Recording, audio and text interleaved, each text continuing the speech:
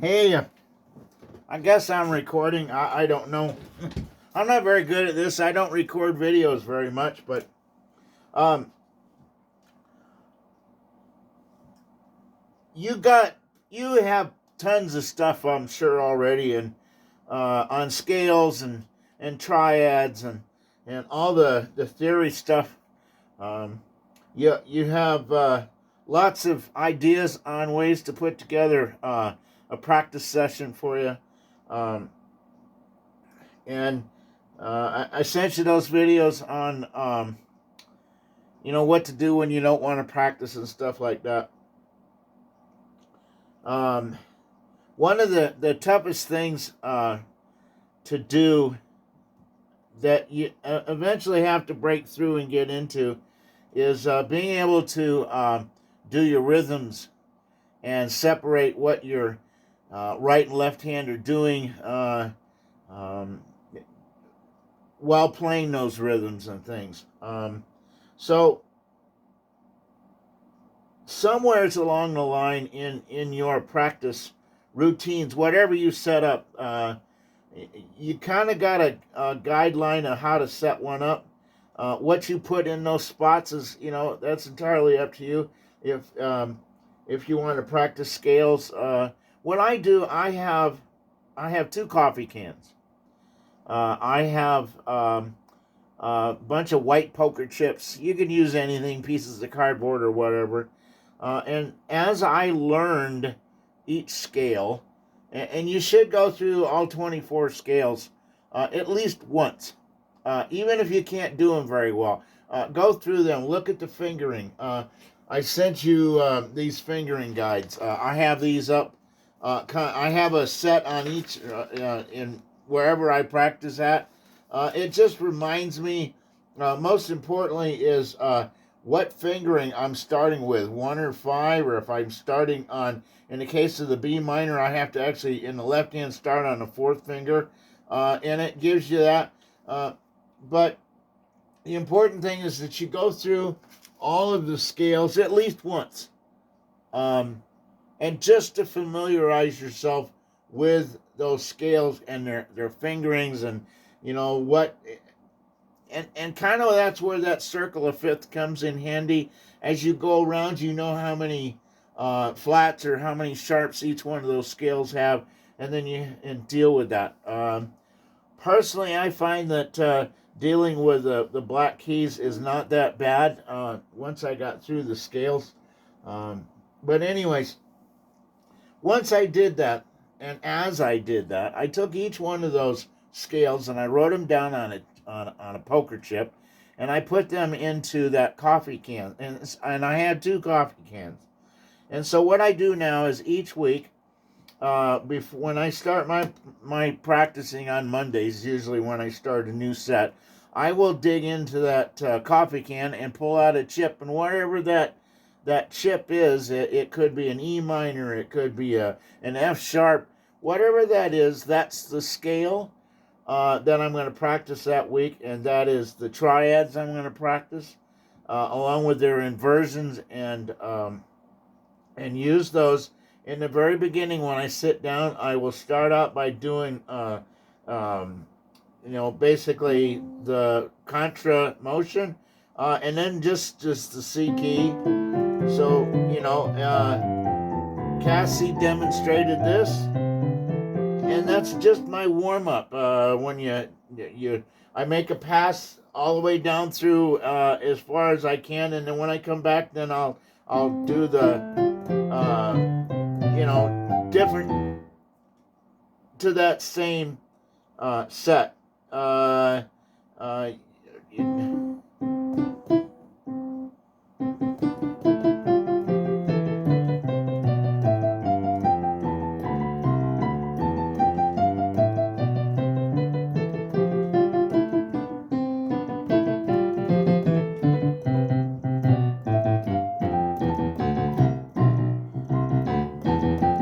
I'm not very good at the left hand. The left hand gives me a lot of trouble. I'm right-handed, so and it's hard. It's not easy when you first start, but as you progress, it gets easier.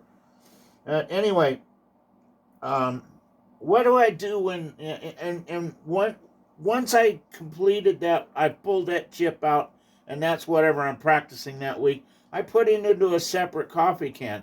So all that's left in that main coffee can is the ones I haven't done yet. And when I reach the end of that and I've gone through all the scales, then I take that other coffee can and that's what I draw from and back and forth. So I'm always going through all 24 scales at some point in time. And I spend a week on it.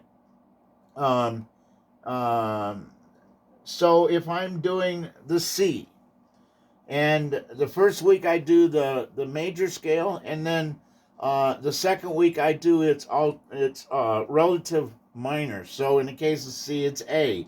Um, if I was doing B, that would be G. The relative minor. So a week of doing the major, a week of doing the minor, and then I move on to another scale. It doesn't matter the songs that I'm going to play for that week.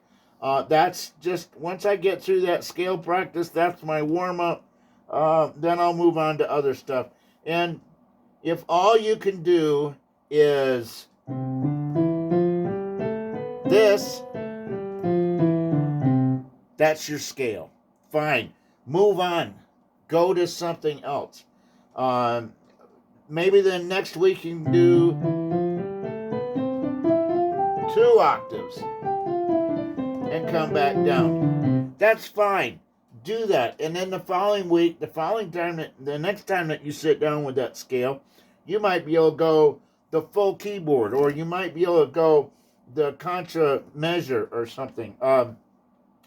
What Jordan Rudess does, or not Jordan Leibel does, is he calls it contra motion. He does things a little bit differently, and I'll show it to you. So we're going to start out with C. We're going to go up to one measure. We'll continue with the right hand and go back down on the left hand. And then we're going to come back together, go up with both hands, come back down to the middle, go back contra again, and then come back, and then both will go down. So let me show you.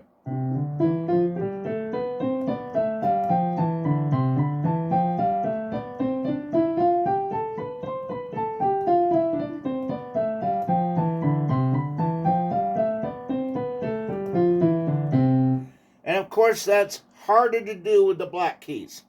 But it takes a while to get to be able to do that because you're asking your brain to do 2 different things with each hand. And once you can do that, master that in the C key, move on to the next key and see if you can do it in the next key. And when you start on the black keys, it's probably going to take you a while to where you can do that with the black keys. And I add that into my routine. Another thing that I like to do is I do the circle of fifths. It's a little harder because once you go through all of your keys, all 24, at least once or twice, then you could think about trying that. But the easiest way to do that is you're just gonna do the first 3 notes of each scale. In this case, I'll do the C, and then you're gonna skip a note and play the 4th. So it's the 5th. So it's 1, 2, 3, and the 5th. Now, if you add a pedal into that, it gets a little prettier. Okay? So once you can do the C, all right, I'll do the C, then it jumps to F. We're going backwards around the circle of fifths, actually circle of fourths. And then from F, we're going to jump to the B flat. So, and again, I'm just doing the first 3 keys and then the 5th. And then I'm going to jump. You see how that goes. I'm just going around the 5th. And that's kind of how I practice that. Once you can do that in all the way around the circle of fifths, then you can start adding in the left hand. And so if you're going to do the C, jump to the F,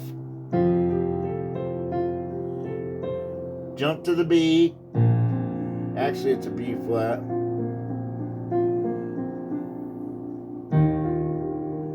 And through that, there you go. Now you're adding in the black keys. And it takes time. And lots, believe me, lots and lots of frustration in the process. But you're going to fail to a point, and then you're going to catch on, and then you're going to get it, and it's going to be fine after that. And it might take you 10 days to get one of those to where you can play it right. But the next time it may only take you 5 days. And then the next time it may only take you 1 day. So as your brain gets used to that, and you get used to that particular thing, then you can move on to the next one. And that's how you build up, I call it the bank. You're putting a deposit in the bank. No matter if you fail, no matter if you get frustrated, whatever you do, you're putting money in the bank. So enough on that. It'll give you an idea of things that you can look at in the future. A lot of times I'll sit down and all I want to do is warm up. I don't want to go through the scales.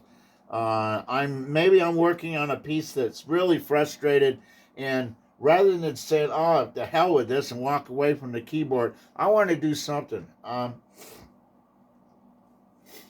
The idea, your goal or at least what I read on your goal, is to be able to sit down and play the piano and compose music or make music or enjoy yourself playing music. And in order to do that, you're going to have to be able to get your hands and your fingers independent of each other. And that takes time. They always used to say, well, it'll happen overnight. Well, I never believed that. And I'm like everybody else. I struggled, went around the internet looking for everything I could find. And what finally boiled down to is I woke up one morning and I went out to practice and I did something. Wow, how did I do that? But you can, the thing is to keep doing little things. And when I say little things, you probably can play the triad. You may be able to play the triad, the fifth, and the octave, okay? I'll go down lower. There's the octave, fifth, and the octave, okay? Now, you're playing your octave, or your root, and the fifth, and then your thumb is doing the octave. Well, skip that octave and do the root and the fifth, but tap it out. So 1, 2, 3, 4. Okay? Or 1, 2, 3, 4. Keep the octave down. Maybe not use the pedal. Octave down. Let me try something else here. We'll move up a little bit. That's 3/4 time. Okay?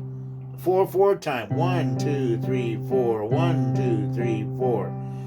Eighth notes. 1 and 2 and 3 and 4 and 1 and 2 and 3 and 4. 16th notes. 1 and 2 and 1 E and 2 E and 1 E and 2 E and 3 E and 4 E and that is simply sitting down to the keys with 2 fingers and a chord and just doing this.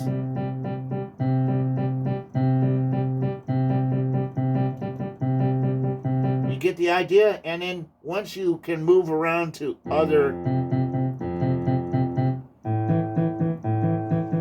keys, then you do the same thing. And eventually what you're going to be able to do, and this is a very simple little thing to do. You can do this, I'm sure. This is just 5 keys.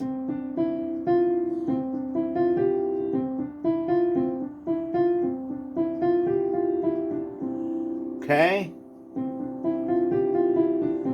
Up and down, up and down. Real simple, right? Okay, now, if I go to the C and I go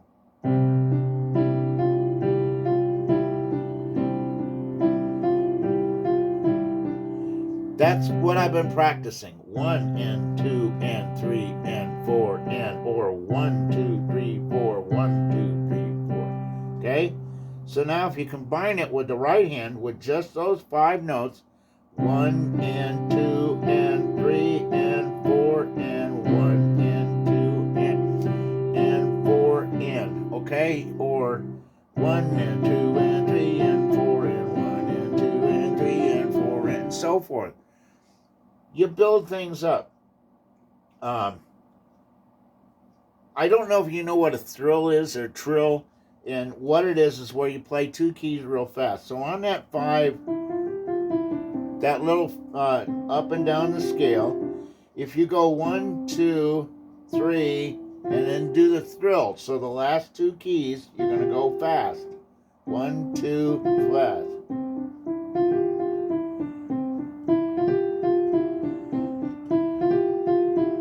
So you practice that. Just sit down for a half an hour or something. It might get boring, but if you got to, how about the F? That don't sound right because that involves black key. Well, that might be a little harder. Keep it simple. Keep it on the C.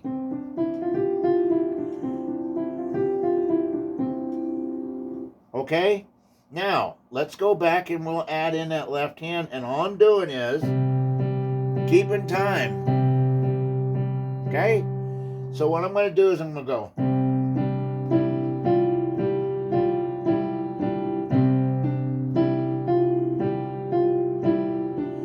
There I'm alternating. What I'm doing is I'm going to hit both at the same time I hit the C key. That's the root and the 5th. And the C, which is the root again. So I'm basically doing an octave with the 5th.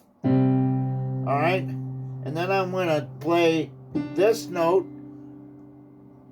Then I'm going to hit the E note with the 5th again. Alright?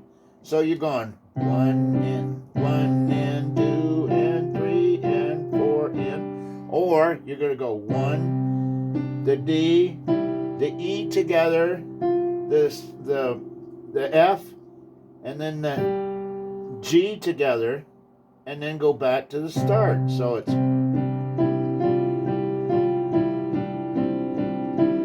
or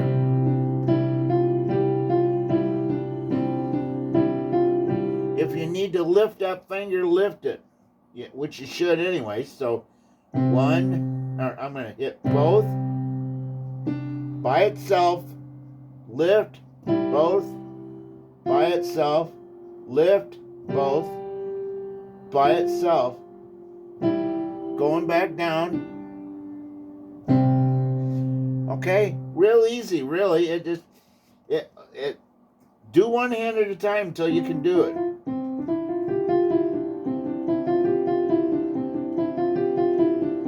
Okay, got this hand together. Alternate.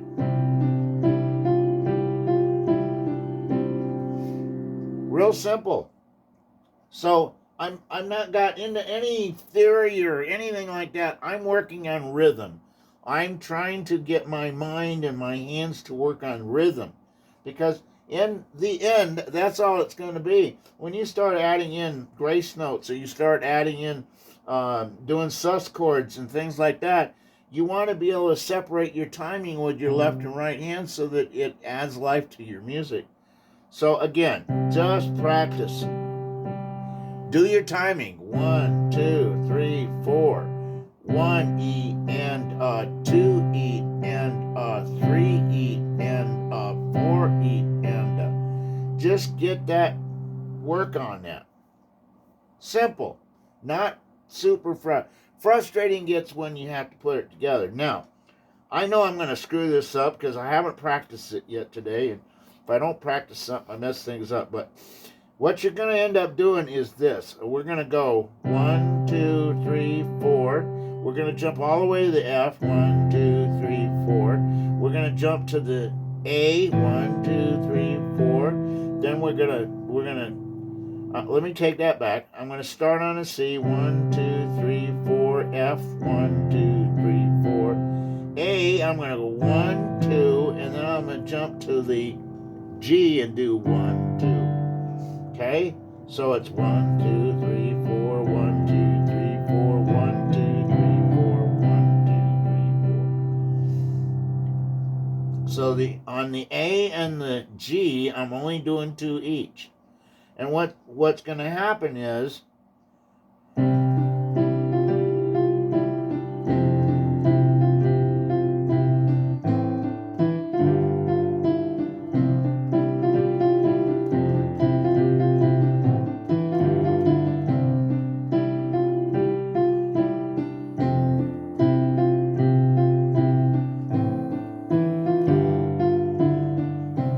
and you got yourself a little tune. And that's basically how you're going to eventually sit down and figure out music. You get that right hand down to where you can play it, then you worry about the left hand, and then you start the frustrating part of putting it all together. So just a quick review on that little ditty, and I sent you that other one where you go 1, 2, or you use the 2 keys. You go 1, 1, 1, 2, 1, 2, 1, 2, 3, 1, 2, 3, 1, 2. At the same time, you're doing this thing. All you're doing is that back and forth and doing the numbers. That is hard. Believe me, that is hard to get, and it can be extremely frustrating. But for this one, it's simple. You're working on the root and the fifth, which you're going to play a lot in music. And it's just doing your timing. Okay, you're doing it with the pinky, and you're doing it with your pointer finger on the fifth.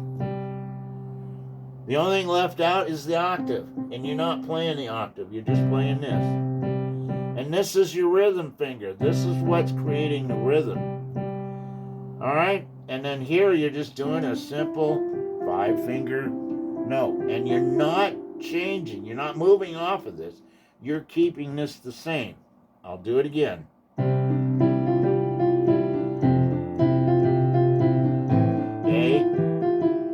I messed that up. F. A. G. And that's the hard one, is that switch, that jump from A to G, because you're only using 2 hits. But until you get comfortable with doing it as 4, which is this,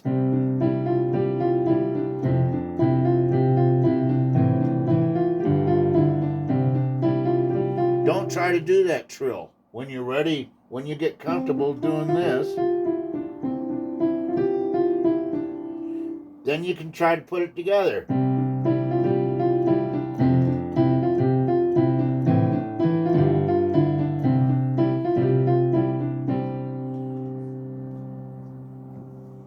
Eventually, you might go further. This is a triad, using a triad.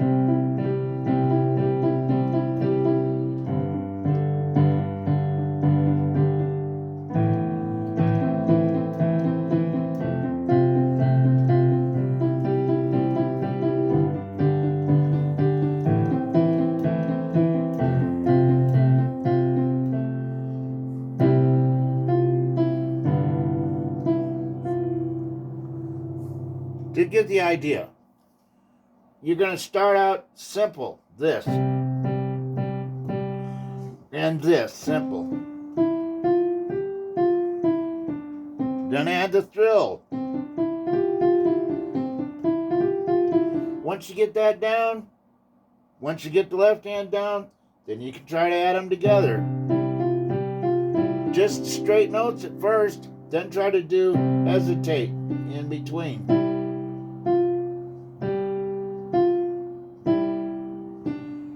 This is how you build up your sense of rhythm. Then you can try to put it together.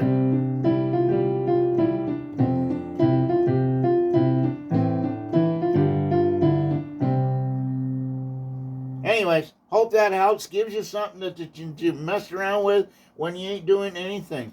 There's a couple other things that I like to do.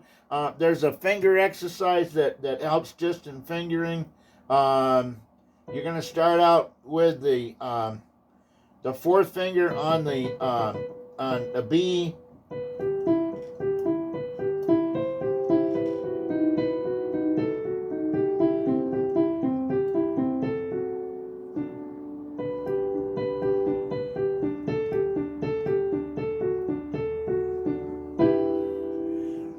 All kinds of little things that you can do to add in. You don't have to do the mundane thing all the time. You can sit down and do different things at different times. And sometimes you want to take all this crap. If you see, I got all kinds of notes and stuff around here, all these different pieces I'm working on. Someday I just throw all that stuff away and I just sit down and do this. Or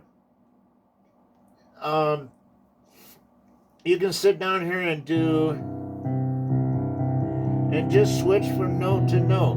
Or maybe you know a progression. This is a progression. I'm going to go from the A to the F, down to the C, back up to the G, back to the F.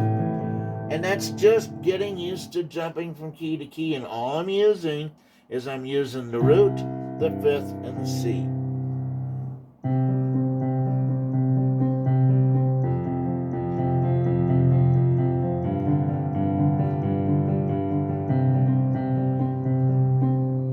Keeping it simple. That's it. When you first start out, that's easy. That jump from C to F is more difficult, so you have to work on it. You could start out on the F, jump down to the C, go in reverse. There's nothing that says you can't do that. So, I know this is getting long, and you probably got more things that you want to do than sit here and watch a crazy video from a crazy guy, but just keep it simple. It's the KISS. What do they call it? The KISS method. Keep it simple, stupid. So sometimes you just got to do that. Just sit down and get used to doing. Maybe I want to go root 5, root again, and then the next two keys.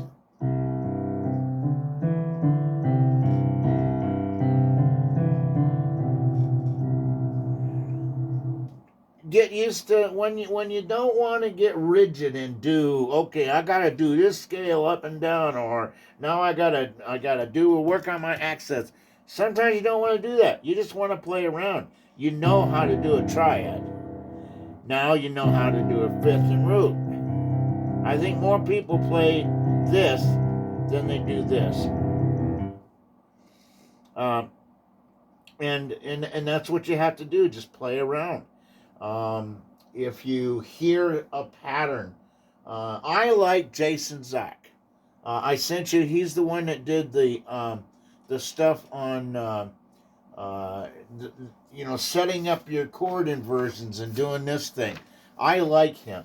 I've been following him for a long time, and I think the best thing I like about his site is he does a almost daily riff or lick. And this is a lick. Just doing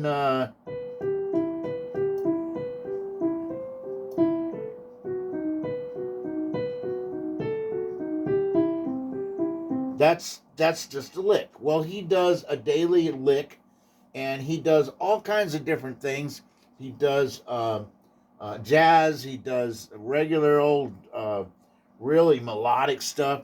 But you can look at that each day and go, oh, I like that, and then save it. I save a link to everything I watch.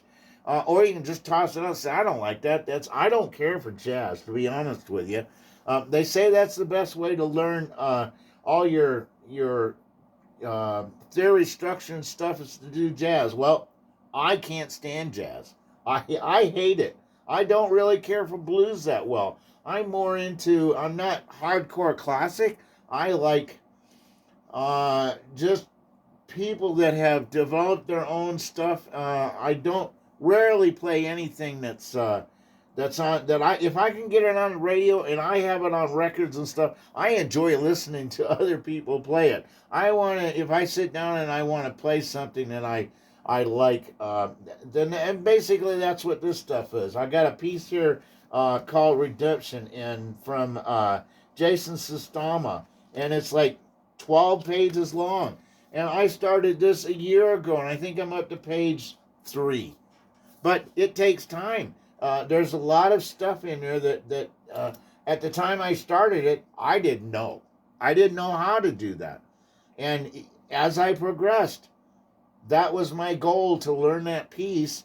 And there's things that I need to learn as I go in order to play that piece. And so that's how I'm doing it. And I might play just one little measure or one bar for a week or two until I get it. And then, okay, I understand that. And I understand what my hands got to do and where my fingers have got to be.